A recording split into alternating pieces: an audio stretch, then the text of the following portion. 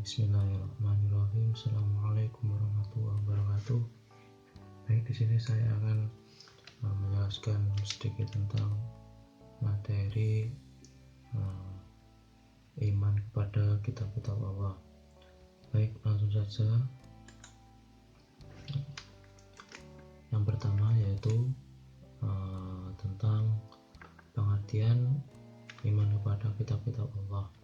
Nah, iman kepada kitab-kitab Allah ini berarti sepenuhnya yakin dan percaya bahwa Allah Subhanahu wa Ta'ala menurunkan kitab-kitab kepada para rasulnya. Ajaran yang diturunkan kepada utusannya itu merupakan pedoman hidup bagi manusia agar dapat meraih kebahagiaan di dunia dan di akhirat. Diturunkannya kitab-kitab merupakan anugerah bagi manusia karena manusia dikaruniai akal dan pikiran agar dapat mengkaji ilmu pengetahuan yang ada di dalamnya. Lalu manusia dapat juga membedakan mana yang hak dan mana yang batil. Nah, kitab-kitab ini juga dapat memberikan jalan keluar terhadap setiap masalah dan kesulitan yang dihadapi oleh manusia. Nah, seandainya manusia ini tidak punya pedoman yang datang dari Allah Subhanahu wa Ta'ala, tentu mereka tidak akan pernah mengetahui keberadaan, keesaan dan keagungan Allah Subhanahu wa Ta'ala. Dan demikian juga orang-orang yang terdahulu. Manusia juga akan dengan tanpa adanya kitab-kitab Allah ini, manusia akan melakukan tindakan-tindakan yang melenceng dari agama atau norma-norma, dan juga akan melakukan penyembahan yang sesat, dan manusia akan berada di dalam jalan yang gelap dan tidak mempunyai tujuan yang jelas. Ini sejalan dengan yang ada dalam firman Allah Quran Surat Al-Ma'idah ayat 16 yang artinya dengan kitab itulah Allah memberikan petunjuk kepada orang yang mengikuti keriduannya ke jalan keselamatan, dan dengan kitab itu pula Allah mengeluarkan orang-orang itu dari gelap gulita kepada cahaya dengan izinnya dan menunjukkan jalan yang lurus. Baik, lalu yang kedua adalah nama-nama kitab Allah dan juga Rasul penerimanya. Nah, di sini ada 4 kitab yang diturunkan oleh Allah Subhanahu wa Ta'ala dengan berurutan, yaitu mulai dari Taurat, Zabur, Injil, dan Al-Quran. Yang pertama yaitu Taurat. Taurat ini diwahyukan kepada Nabi Musa alaihissalam pada abad ke-12 sebelum Masehi. Nama Taurat berarti hukum atau syariat. Pada saat itu Musa diutus oleh Allah Subhanahu wa Ta'ala berdakwah kepada Bani Israel. Nah, oleh karena itu kita meyakini bahwa kitab Taurat diperuntukkan sebagai pedoman dan petunjuk hidup bagi kaum Bani Israel saat itu. Nah, adapun bahasa yang digunakan dalam kitab Taurat adalah bahasa Ibrani.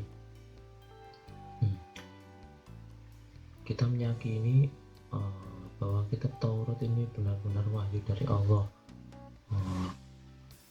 Keyakinan ini juga diperkuat dengan keterangan-keterangan yang ada dalam Al-Quran yang tertuang dalam firman Allah Quran Surat Al-Mu'minun ayat 49 yang artinya, dan sungguh telah kami anugerahi kepada Musa alaihissalam kitab Taurat agar mereka Bani Israel mendapat petunjuk. Lalu kitab Taurat yang diturunkan Allah kepada Nabi Musa untuk bangsa Israel atau kaum Yahudi ini agar mereka senantiasa berada dalam jalan kebenaran.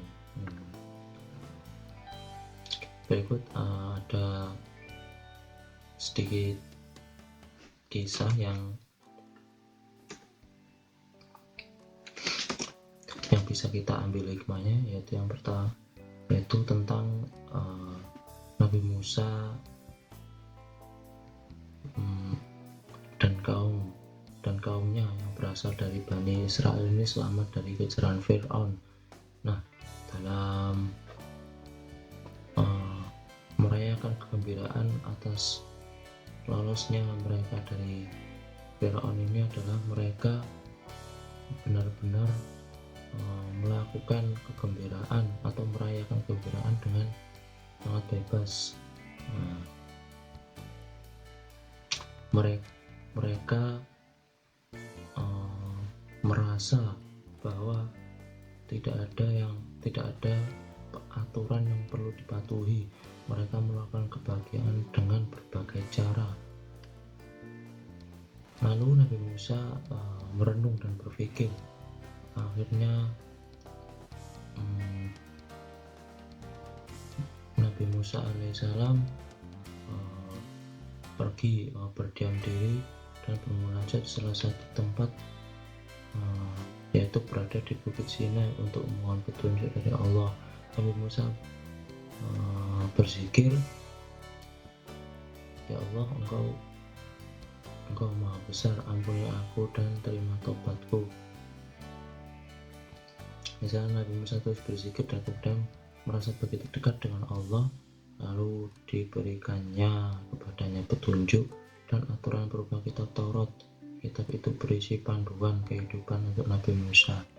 Nah, adapun pokok dari ajaran kitab Taurat adalah yang pertama perintah untuk mengesahkan Allah, larangan untuk menyembah patung dan berhala, larangan untuk menyebut nama Allah Subhanahu wa ta'ala dengan sia-sia, perintah menyucikan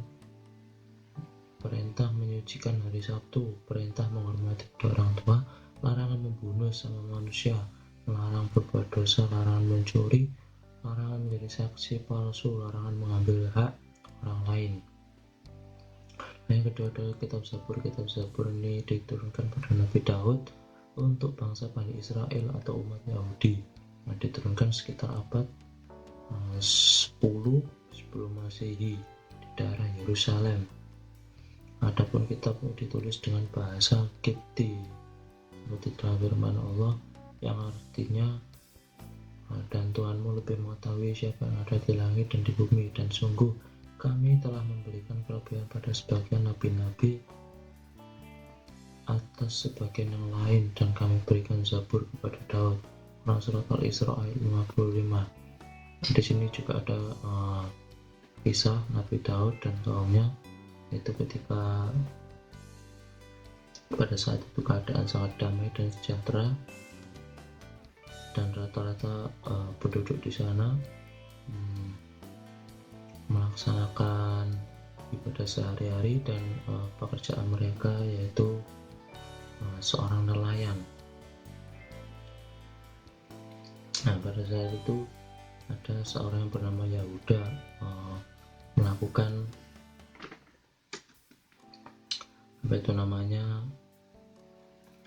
provokasi kepada teman-temannya yang mengatakan bahwa ibadah bisa dilakukan, kita mengajukan ibadah pada hari Sabtu karena pada saat Senin sampai Jumat kita sudah melakukan pekerjaan yang sangat melelahkan. Dan ketika mereka asyik mengobrol, tiba-tiba Nabi Daud datang dan menemui mereka semuanya. Singkat cerita, walhasil ketika Nabi Daud memberikan nasihat atas ide mereka mengganti hari ibadah yang sudah ditetapkan oleh Allah, kelompok mereka terbagi jadi 3 kelompok. Yang pertama, kelompok orang yang sadar atas nasihat dari Nabi Daud. Yang kedua adalah kelompok yang menentang, dan yang ketiga kelompok yang ketiga adalah kebingungan, yaitu mereka yang memperhatikan kelompok pertama tapi juga mencermati kelompok kedua. Akhirnya mereka mengikuti kelompok yang menjanjikan harta dan kekayaan dunia pada mereka. Lalu ada juga kisah dari, lalu di beberapa hari kemudian dikisahkan Amdan. Amdan ini pemuda yang sangat malas. Lalu ia mencoba membuat jaring anglet besar yang dapat menutupi hampir seluruh bibir pantai. Karena ia dilarang melaut pada hari Sabtu, ia memasang jaring pada malam Sabtu lalu mengambil jaring pada hari Ahad pagi. Nah, pada Ahad pagi ia nantikan Amdan memanggil semua nelayan agar ikut bersamanya ke laut. Nah, singkat cerita, pada suatu malam sang pencakap langit nampak begitu menakutkan dan laut seakan mengamuk. Nah, semua penduduk tidak berani keluar, tapi ada keanehan di kampung tersebut. Orang yang ingkar itu semua berubah menjadi kera yang hina. Penderitaannya mereka alami selama 3 hari tanpa makan dan tanpa minum. Nah, lalu yang ketiga adalah kitab Injil. Nah, Injil ini ditemukan oleh Nabi Isa alaihissalam pada abad 1 Masehi. Kitab ini diwahyukan di daerah Yerusalem dan menjadi pedoman bagi kaum Nasrani, dan kitab ini menggunakan bahasa Suryani seperti dalam firman Allah yang artinya, dia Isa berkata, sesungguhnya aku hamba Allah, dia memberikan kitab Injil dan dia menjadikan aku seorang nabi. Quran surat Maryam ayat 30. Lalu kitab Injil ini juga memiliki pokok-pokok umum. Dan Injil ini juga memiliki pokok yang sama dengan kitab sebelumnya, namun ada beberapa yang dihapus sebagian ajaran kitab oleh orang-orang yang memiliki kekuasaan pada zaman sebelum Injil itu. Secara umum, Injil berisi tentang 1. Perintah untuk kembali mengesahkan Allah, membenarkan keberadaan kitab Taurat, menghapus beberapa hukum dalam kitab Taurat yang tidak lagi sesuai dengan perkembangan zaman.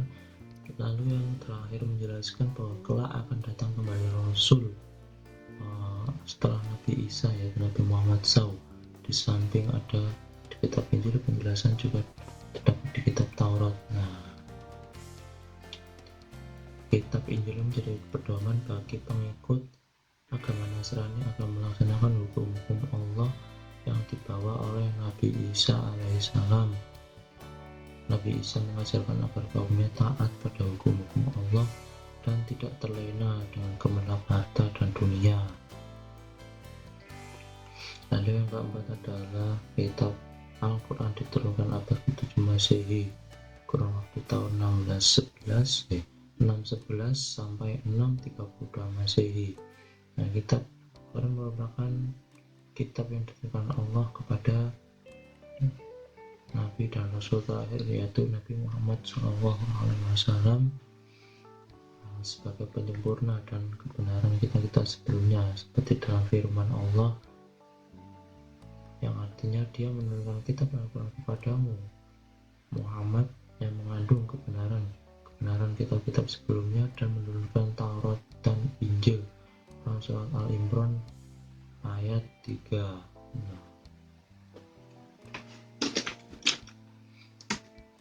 Lalu kisah wahyu pertama yang bisa kita petik dari turunnya wahyu Al-Quran ini, yaitu ketika Nabi Muhammad berada di Gua Hira, lalu malaikat turun menghampiri dan mendekat beliau hingga lemah, kemudian dilepaskan lagi. Lalu malaikat itu berkata, bacalah. Lalu Nabi Muhammad menjawab, sungguh aku tidak pandai membaca. Dan kegiatan itu dilakukan sebanyak 3 kali. Dan yang ketiga kalinya Nabi Jibril memeluk dengan erat seraya berkata, bacalah dengan menyebut nama Allah, yang nama Allah Tuhanmu yang menciptakan. Dia menciptakan manusia dari segumpal darah. Bacalah, dan Tuhanmu lah yang maha pemurah, yang mengajarkan manusia dengan perantara kalam. Dia mengajar kepada manusia apa yang tidak ketahuinya. Lalu selanjutnya pengertian kitab Allah Subhanahu wa Ta'ala sebagai petunjuk bagi manusia.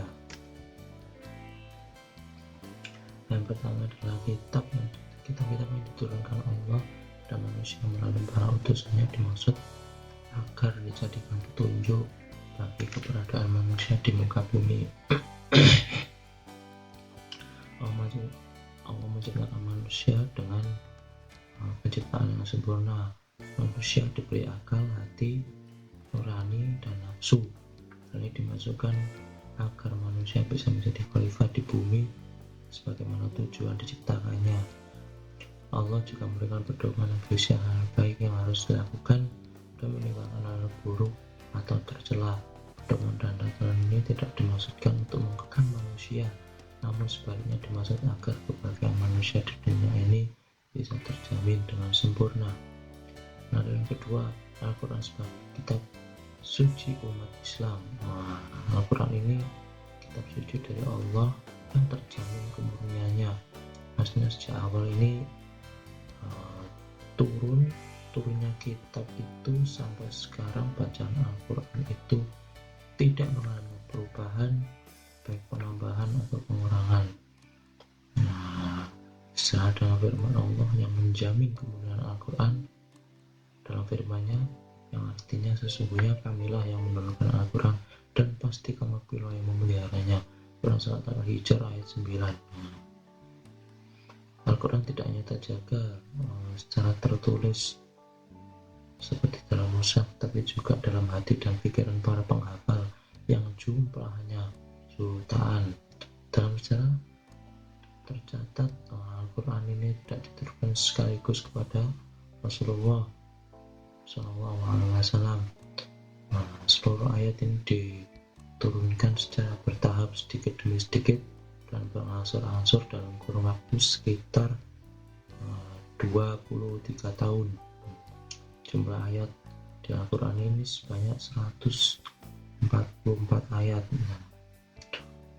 Umat Islam menjadikan Al-Quran sebagai pedoman dalam kehidupan. Tentu kehidupannya terarah dan selamat sampai tujuan hidupnya sebenarnya. Tujuan hidup sebenarnya adalah bahagia di dunia dan di akhirat. Lalu yang ketiga, perbedaan kitab dan suhuf. Wahyu-wahyu apa yang diterima oleh para rasul dalam perkembangan, ada yang dibukukan dalam bentuk kitab dan ada yang tidak dibukukan atau berbentuk suhuf, yaitu lembaran-lembaran terpisah, namun keduanya sama-sama berisi firman Allah yang diberikan kepada Nabi dan Rasul. Keterangan sufinya juga ada dalam firman Allah yang artinya sesungguhnya ini terdapat dalam kitab-kitab yang dahulu, yaitu kitab-kitab Ibrahim dan Musa. Quran Surat Al-A'la ayat 18 sampai 19. Nah, ini perbedaan yang secara rinci. Secara rinci Nabi dan Rasul yang menerima suhuf. Yang pertama, Nabi Ibrahim menerima 10 suhuf, dan yang kedua Nabi Musa menerima 10 suhuf. Kitab dan suhuf mempunyai persamaan dan juga perbedaan. bersamaan, yaitu keduanya sama-sama firman Allah yang diturunkan kepada para rasulnya. Adapun perbedaan dari keduanya adalah satu, isi kitab lebih lengkap daripada isi suhuf. Yang kedua, bentuk dari kitab sudah dibukukan, sedangkan suhuf masih berbentuk lembaran-lembaran yang terpisah. Dan ketika kitab biasanya berlaku lebih lama daripada suhuf. Keempat adalah hikmah, beriman kepada Allah. Allah menurunkan kitab-kitabnya di dunia ini dengan cara diwahyukan kepada Rasulnya selaku utusan. Tentunya hal ini dapat memberikan hikmah, bermanfaat bagi kehidupan manusia dan makhluk di alam semesta ini. Manusia yang mengaku beriman harus terus berusaha mengambil hikmah dari kitab-kitab Allah tanpa meragukannya. Adapun hikmah yang bisa diambil yaitu yang pertama, memberikan petunjuk pada manusia mana yang benar dan mana yang salah, dan yang kedua, pedoman agar manusia ini tidak berselisih dalam menentukan kebenaran, dan yang ketiga, memberikan informasi secara kehidupan orang-orang terdahulu, dan yang keempat, manusia dapat mengetahui betapa besarnya perhatian dan kasih sayang Allah Subhanahu wa Ta'ala pada hamba dan makhluknya. Dan yang kelima, manusia beriman akan dapat mengetahui dan membedakan mana yang baik dan mana yang buruk, karena dalam kitab jelas tentang perilaku yang baik dan buruk. Baik, mungkin itu dulu yang bisa saya sampaikan dari materi ini. Semoga bermanfaat. Kurang lebihnya mohon maaf. Bila taufik wal hidayah. Wassalamualaikum warahmatullahi wabarakatuh.